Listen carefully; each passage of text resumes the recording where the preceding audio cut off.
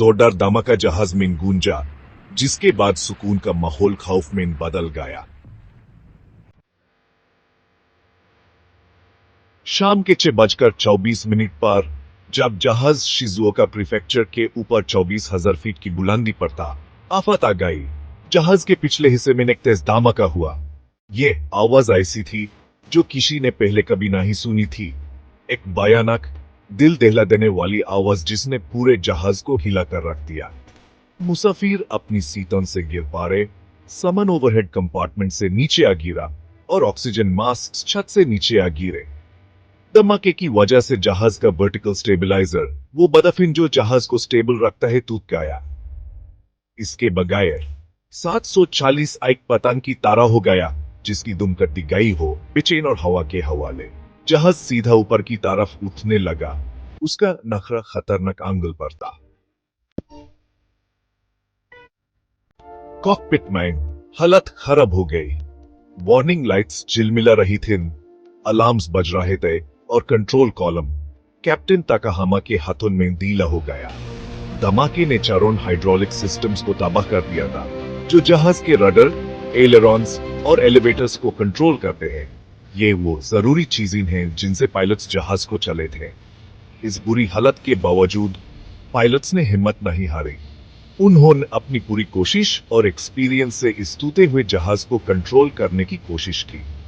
Differential engine thrust का इस्तेमाल करते हुए एक मुश्किल और अजीब तरीका, कैप्टन ताकाहामा और फर्स्ट ऑफिसर सासाकी ने जहाज को बाकी इंजन्स की पावर बदलकर चलाने की कोशिश की। कुछ देर के लिए यह काम करता रहा। वो जहाज को नीचे लैंड में कामयाब हो गए, लेकिन उनकी ये बहादुरी की कोशिशें नाकाम रही। जहाज के अंदर खौफ और मायूसी छा गई।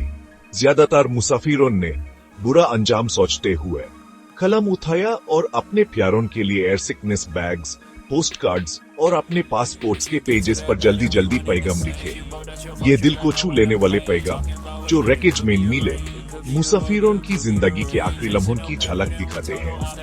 एक छोटी लड़की ने अपने माँ बाप के लिए एक नोट लिखा, जिसमें उसने अपना प्यार और डर बयान किया। एक बिजनेसमैन ने जल्दी से अपनी वसीयत लिखी, अपने परिवार का मुस्तकबिल महफूज करने की उम्मीद में। एक माँ अपने बच्चों की तस्वीर पकड़े हुए थी। आंखों से आंसू बह रहे थे जब वो चुपके से दुआ कर रही थी। इन दर्दनाक लम्हों में खौफ और परेशानी के बीच इंसानियत चमक रही थी। 32 मिनट तक ये टूटा हुआ 740 हवा में रहने के लिए लड़ता रहा, ऊपर नीचे होता रहा और करीब करीब सीधा होता रहा। फिर शाम के 6:56 पर वो हुआ जो होना ही था।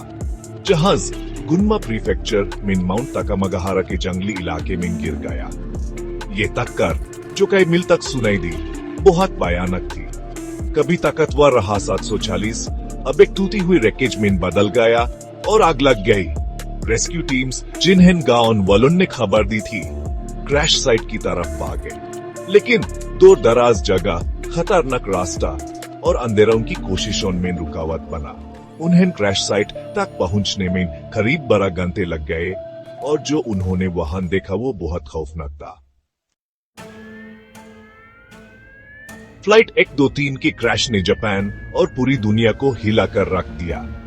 Japan aircraft accident investigation commission ने इस हादसे की वजह जानने के लिए तहकीक शुरू की।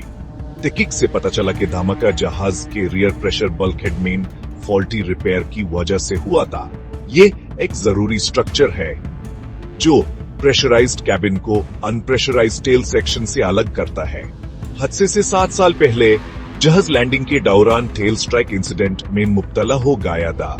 फॉल्टी रिपेयर की वजह से बल्कहेड में क्रैक्स आ गए थे, जो 1985 के उस मनहूस दिन टूट गए।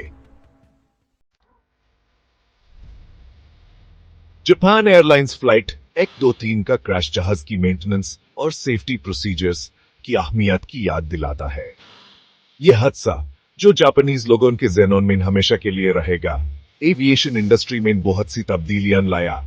जापान और पूरी दुनिया में बोइंग ने फॉल्टी रिपेयर की जिम्मेदारी कबूल करते हुए क्वालिटी कंट्रोल मेजर्स को सख्त किया। जापान एयरलाइंस ने अपने मेंटेनेंस प्रोसीजर्स और सेफ्टी प्रोटोकॉल्स को बेहतर बनाया। इस हादसे ने एविएशन सेफ्टी में ह्यूमन फैक्टर्स की अहमियत को उभारा। क्लियर कम्युनिकेशन, रोबस्ट ट्रेनिंग और इफेक्टिव इमरजेंसी प्रोसीजर्स की जरूरत पर जोर दिया। फ्लाइट 123 में सवार लोगों की कुर्बानी भले ही दिल को दुख देने वाली हो, लेकिन इसने आसमान को उन सब के लिए महफूज बनाया है जो उड़ान भरते हैं।